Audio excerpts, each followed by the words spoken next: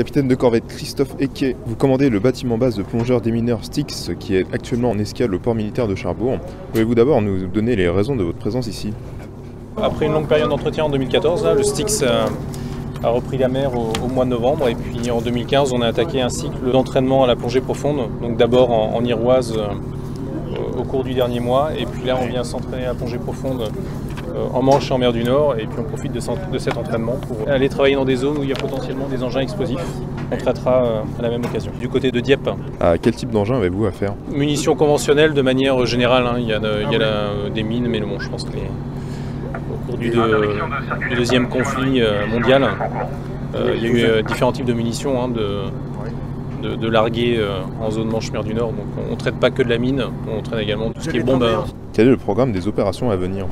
On va passer 2 semaines en Manche-Mer du Nord, ensuite on fait une escale à Zeebruges avant de retourner sur Saint-Malo. On doit procéder à une mission de neutralisation de 2 bombes d'aviation de 2000 livres qui ont été larguées sur le pont de Plouer et qui n'ont pas explosé. On va commencer par les mettre à terre dans la Rance sur le rivage pour découper les ogives et séparer les fusées qui sont des éléments sensibles du restant du corps de la bombe. Et ensuite on détruit les fusées sur place.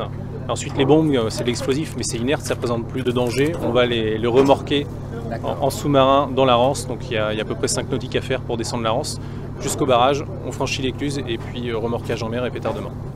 Quels sont les dispositifs de sécurité mis en place pour ce genre d'opération?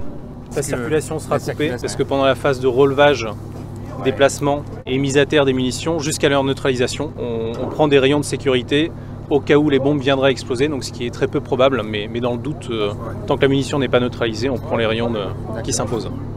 Donc la voie extrait sera coupée 1 ou 2 demi-journées pendant les phases de déplacement d'engins.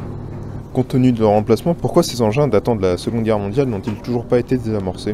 Alors quand on voit le nombre d'engins qui ont été largués par les Alliés lors du débarquement, on estime à peut-être 20% ou 30% le nombre d'engins qui ont été traités par rapport à tout ce qui a été largué pendant la Deuxième Guerre mondiale, sur l'ensemble des engins largués.